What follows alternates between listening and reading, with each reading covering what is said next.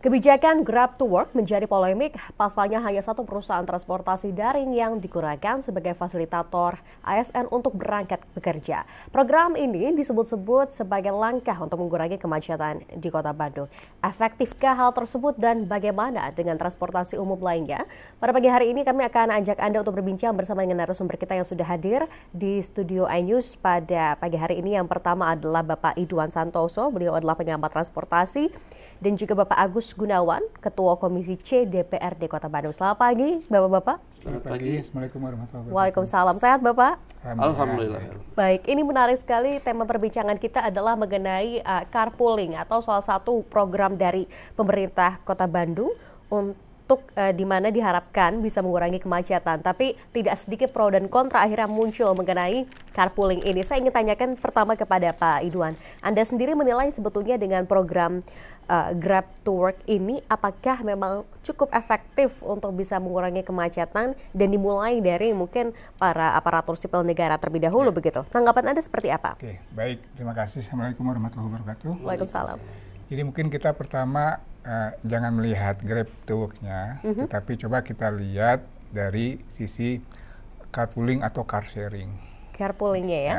Jadi begini, sebenarnya persoalan yang kita hadapi saat ini adalah bahwa rasio antara jumlah kendaraan yang ada di Kota Bandung dengan luas ruang jalan di Kota Bandung itu sudah tidak seimbang. Di mana itu disebabkan karena kemampuan pemerintah untuk membangun jalan itu terbatas, sedangkan kemudian pertumbuhan kendaraan itu luar biasa. Semakin meningkat begitu ya?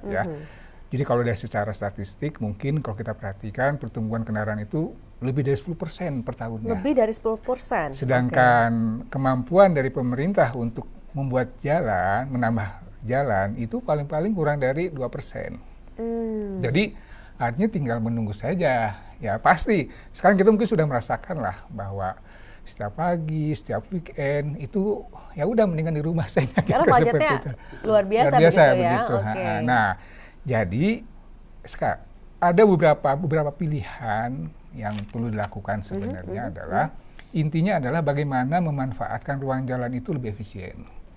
Kenapa demikian? Karena saat ini kalau kita perhatikan, hitung saja yang ada di jalan gitu. Yang kendaraan tersebut berapa sih isinya? Isinya paling-paling 1 atau 2. Kalau rata-rata katakanlah 1,2. Padahal satu kendaraan itu kan dia dimensinya kira-kira 1,5 sampai 2 kali 3. Ya. Jadi kalau kemudian kita hanya berpikir bahwa memfasilitasi pergerakan itu dengan kendaraan, itu nggak akan beres. Di satu sisi kemudian kita dihadapkan bahwa kondisi seperti itu ada ide sebenarnya bagaimana lebih efisien. Lebih efisien adalah dengan cara car sharing sebenarnya. Car sharing atau carpooling ini ya. Nah, carpooling sebenarnya bisalah dikatakan carpooling juga. Di mana saat ini sebenarnya di beberapa negara itu mulai dilakukan, tetapi persoalannya biasanya karena angkutan udah bagus, cuman ada persoalan di last mile sama first mile. Maksudnya di sini adalah bagaimana kendaraan dari atau orang dari rumah sampai ke stasiun, kemudian dari stasiun ke tempat kerja. Itu ada persoalan di situ. Kenapa? Karena kadang-kadang nggak jauh. Jadi kalau di negara-negara kayak di Denmark begitu, yang dilakukan adalah bagaimana orang-orang dari rumah sampai ke stasiun itu dengan car sharing.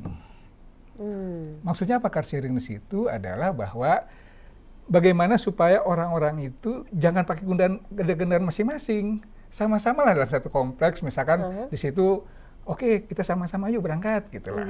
Bahwa kemudian di situ satu kendaraan bisa jadi 4 orang, 5 orang. Dengan demikian pergerakan itu. Ada juga kemudian yang tidak hanya dari rumah ke stasiun, bisa juga ada dari rumah ke tempat kerja. Tetapi itu tentu saja tidak begitu efisien. Nah, yang dilakukan oleh pemerintah Kota Bandung itu mungkin baru langkah awal lah, yaitu bagaimana agar orang dari rumah ke kantor itu sama-sama. Nah, sebenarnya kita tuh punya modal bahwa kita tuh kan dengan sesama tuh kan agak guyup ya, silaturahim gitu loh. Jadi kalau itu dilakukan sebenarnya menjadi lebih erat lah hubungannya. Di samping tadi mengurangi jumlah penggunaan ruang jalan, sehingga lebih itu. Nah, cuman persoalannya adalah bagaimana memulainya, gitu kan? Nah, rupanya Dishub itu berusaha memulai dari ASN di Dishub. Langkahnya sebenarnya idenya bagus seperti itu. Cuman persoalannya adalah secara teknis itu tidak dikaji secara baik. Kemudian tiba-tiba ada Grab nawarkan mau aja begitu. Harusnya jangan seperti itu. Harus dilakukan pengkajian lebih kajian dalam yang lagi. itu seperti apa? Artinya di sini pahami dulu lah. Kira-kira kalau misalkan ASN Dishub, sebaran rumahnya di mana? Iya. Mungkin nggak kira-kira itu dilakukan carpooling? Betul, ya. betul. Jangan kemudian tiba-tiba ada Grab mau aja, meskipun mungkin dari Grab sendiri itu gratis kok. Tetapi kan persoalannya kemudian kan ada persoalan yang lain, yang non teknis, misalkan ojol kemudian jadi marah, kemudian yang marah. Gitu ada banyak hal yang jadi artinya di sini niat baik tersebut itu saya lihat terburu-buru dilakukan sehingga mispersepsi dari banyak pihak gitu loh. Terlalu terburu-buru dan kurang pengkajian begitu betul. ya. Saya ingin tanyakan kepada Pak Agus Gunawan, Anda sendiri menilai dengan program yang coba diluncurkan pemerintah dengan carpooling atau Grab to Work ini seperti apa? Sebetulnya ini harus menurut kajian dulu ya dari. Jadi perlu sama ya, harus perlu kajian. Saya begitu setuju ya? dengan harus ada kajian dulu karena dengan carpooling ini seharusnya ada program yang mendadak. Sebenarnya mendadak ini harusnya kan dari awal pemerintah Kota Bandung khususnya Dishub untuk mengurangi kemacetan pemakai misalkan dari angkot terus dari biskota itu kan harusnya dikaji dulu keseluruhan biar biar nanti masyarakat atau pengusaha-pengusaha yang khususnya terkait dengan transportasi bisa memahami dengan misalkan muncul sekarang carpooling kan mereka ketidaktahuan mereka tidak dirangkul seperti apa carpooling itu. Kalau misalnya diajak duduk bersama dijelaskan mungkin nanti dalam kajian awal atau akhir nanti mereka bisa memahami inilah carpooling tujuannya seperti ini. Seperti angkot yang lainnya, taksi terus ojol itu semua dirangkul biar mereka memahami, tahu oh ini. Kan kalau misalkan sekarang tidak dirangkul, akhirnya seperti sekarang beberapa hari ini banyak aksi-aksi menolak carpooling karena mereka tidak tahu mereka maksud dan tujuan. Maksud dan tujuan dari program ini ya. Coba kalau disosialisasikan, mungkin mereka sudah dari awal sudah mau mendaftarkan. Jangan hanyalah salah satu perusahaan diajak untuk bersama. Nah, ini tidak boleh ada pemahaman ini dikerjakan oleh salah satu perusahaan. Ini harus menyeluruh semua stakeholder ikut berdiskusi supaya mereka bisa tahu. Misalkan angkot dilibatkan, ojol, taksi semua dilibatkan. Mereka memahami untuk mengurangi kemacetan di salah satu titik. Misalkan ini sekarang di tiap dinas-dinas Bu ya. Dinas sekolah juga harus dilibatkan, perusahaan-perusahaan swasta juga harus dilibatkan agar mereka semua karyawan bisa memakai carpooling ini. Jadi kemacetan itu minimal bisa dihindari. Itu aja. Baik. Jadi bicara mengenai kemacetan, tadi juga ada yang menarik Pak Idwan sampaikan bahwa jumlah kendaraan ini setiap tahun meningkat 10%. Tapi jumlah ruas jalan yang ada di Kota Bandung ini kurang lebih pemerintah hanya bisa memberikan sekitar 2% saja. Kurang dari 2%. Fenomena seperti itu akan seperti apa ke depannya kalau akhirnya tidak ada solusi yang cukup signifikan begitu untuk menyelesaikan kemacetan, Pak Idwan? Jadi begini, sebenarnya selama ini kan paradigmanya adalah bahwa menyelesaikan persoalan transportasi itu adalah menyelesaikan pergerakan kendaraan. Betul. Itu salah sebenarnya. Dan itu harus kita rubah. Jadi kalau misalkan yang kita fasilitasi bukan pergerakan kendaraan, bukan. Yang kita fasilitasi adalah pergerakan orang.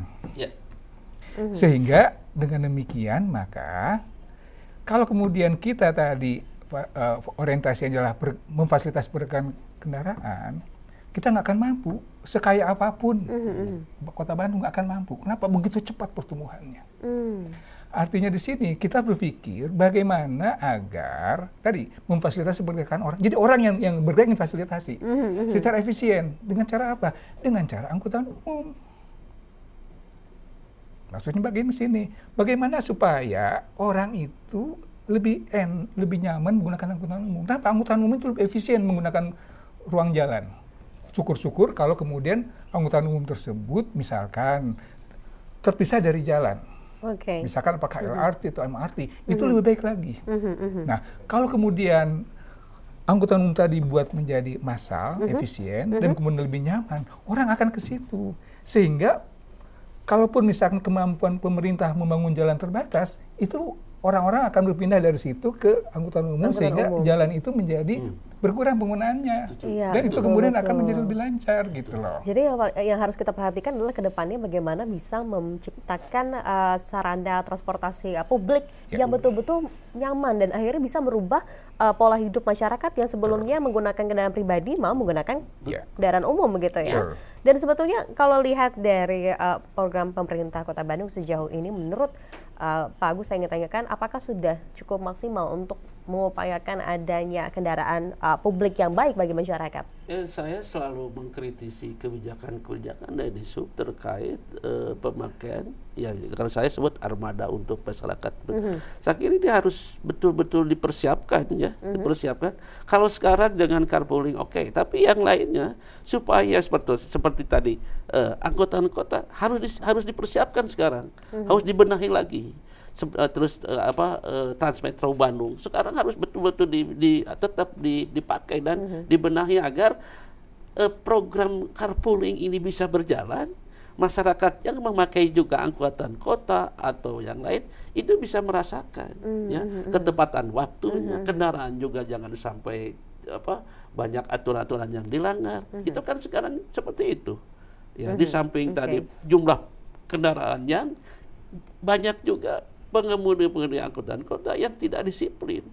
Nah, di sini peranan Disub harus betul-betul menjalankan apa yang diinginkan gitu. Baik. Jadi memang kompleks sekali ya ketika kita bicara mengenai permasalahan kemacetan yang ada di Kota Bandung itu. Tetap bersama kami di Aju Syabar, kami akan segera kembali masih akan membahas mengenai program pemerintah Kota Bandung yang meluncurkan program carpooling.